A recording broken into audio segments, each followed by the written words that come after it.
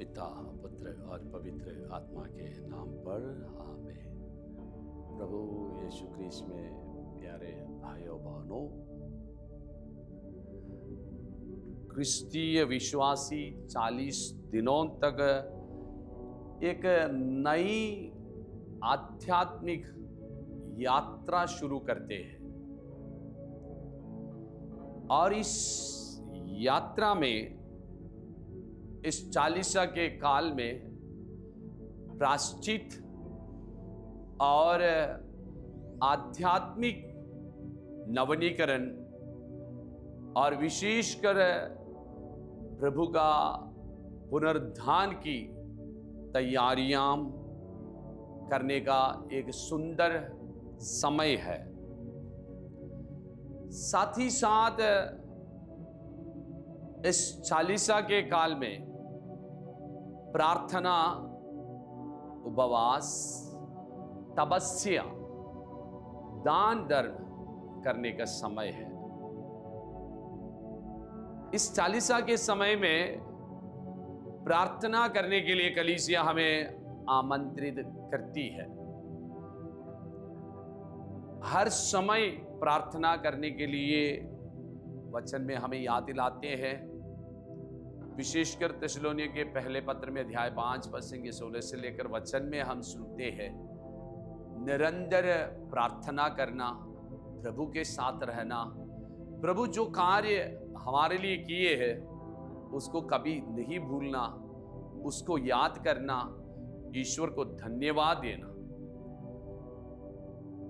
प्रभु ईश्वर हमें प्यार किया है, उस प्यार हम अनुभव किए हैं, उस प्यार को हम महसूस किए हैं, इसलिए उस प्यार के साथ, प्रभु के साथ प्रार्थना में हमेशा रहना है। और इस चालीसा के समय में विशेषकर हमें कलीसिया याद दिलाती है, अगर बीते हुए दिनों में कुछ कमी कमजोरी हमारे जीवन में आ गया है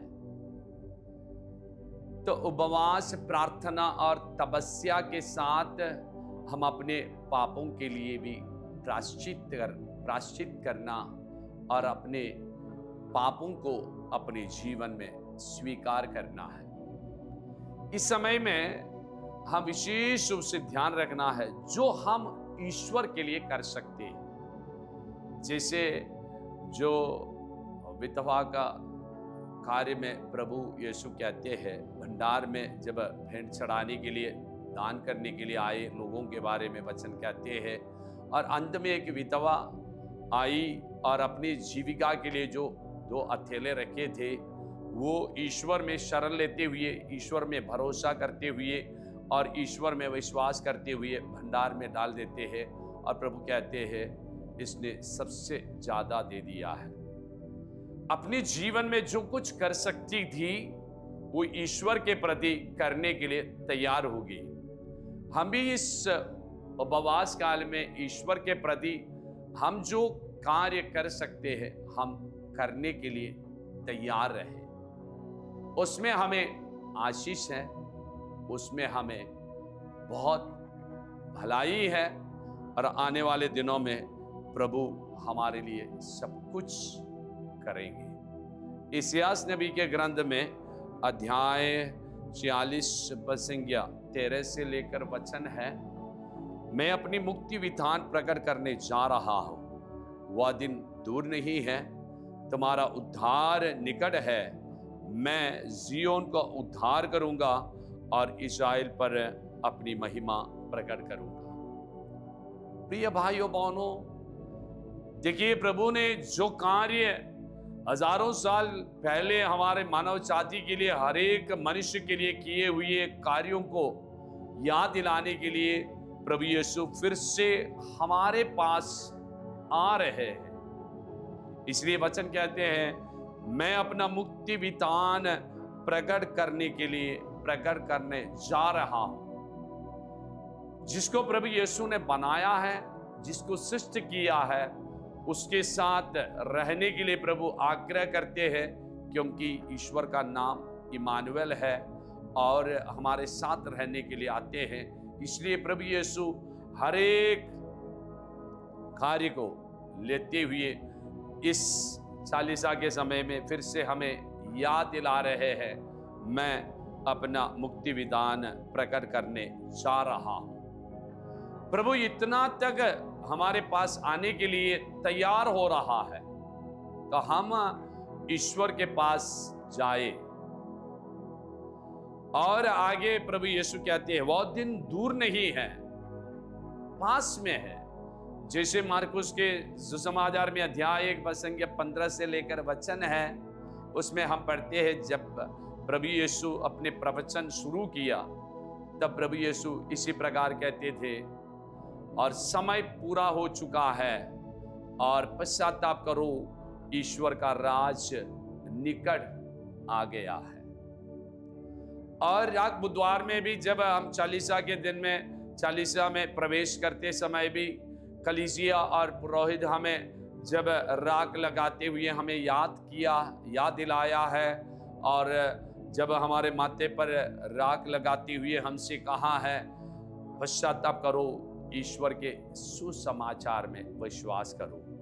हम उसके लिए हाथ जोड़कर जब प्रभु यीशु के और इस चालीसा में प्रवेश करते हुए हम आमीन बोलकर उसमें उसको स्वीकार किया, उसमें प्रवेश किया, और हम इन आने वाले दिनों में हम ये कहते हैं हम अपने जीवन में ये करने के लिए तैयार हुआ है, पश्चाताप करें और ईश्वर के सुसमाचार में विश्वास करने के लिए। और प्रभु यीशु कहते हैं मैं तुम्हें जरूर उद्धार करूंगा। प्रभु हम सबों को उद्धार करने वाले ईश्वर है, और सियोन जैसे मैं सियोन को उद्धार करूंगा और इस्राएल पर अपनी महिमा प्रकट करूंगा। प्रभु इन दिनों में इस चालीसा के समय में प्रभु का जो योजना है हमारे साथ प्रकट करने के लिए और ईश्वर की महिमा हमारे जीवन में प्रकट होने के लिए हम अपने आप को तैयार करना और अपने आप को प्रभु के लिए समर्पित करना। इतिहास के नबी के ग्रंथ में ही और भी वचन हमें याद दिलाते हैं, हमारा उद्धार करने वाला का नाम है सर्वशक्तिमान प्रभु, इस्राएल का परम पावन राजा यीशु है। इसलिए यीशु में विश्वास करना, यीशु से प्रार्थना करना, यीशु के साथ इन दिनों में चलने के लिए अगर हम तैयार हो जाएंगे, ये चालीसा के समय हमारे लिए एक आध्यात्मिक उन्नति प्राप्त करने का एक समय होगा। इसलिए मैंने आपको बताया है ये एक नई आध्यात्मिक यात्रा है।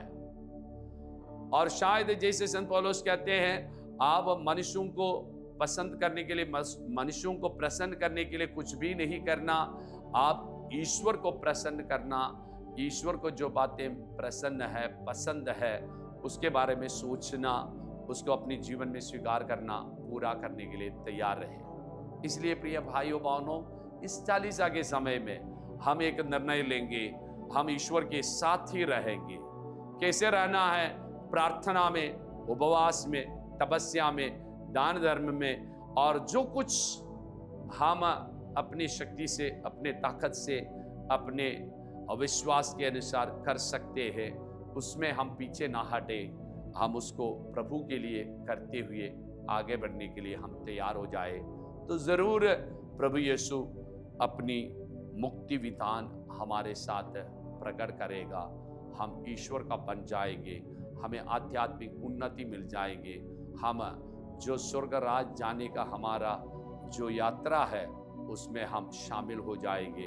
हम एक सच्चा विश्वासी बनकर, क्रिस्तीय बनकर हम ईश्वर के साथ स्वर्ग राज तक पहुंचने की कृपा इन दिनों में, ये आने वाले दिनों में प्रभु हमारे लिए प्रदान करने के लिए हम ईश्वर से प्रार्थना करें।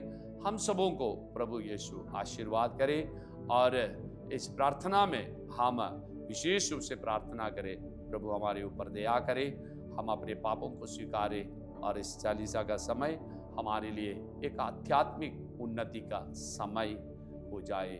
उसके लिए हम प्रार्थना करें। पिता, पुत्र, पवित्र आत्मा के नाम पर, आमीन।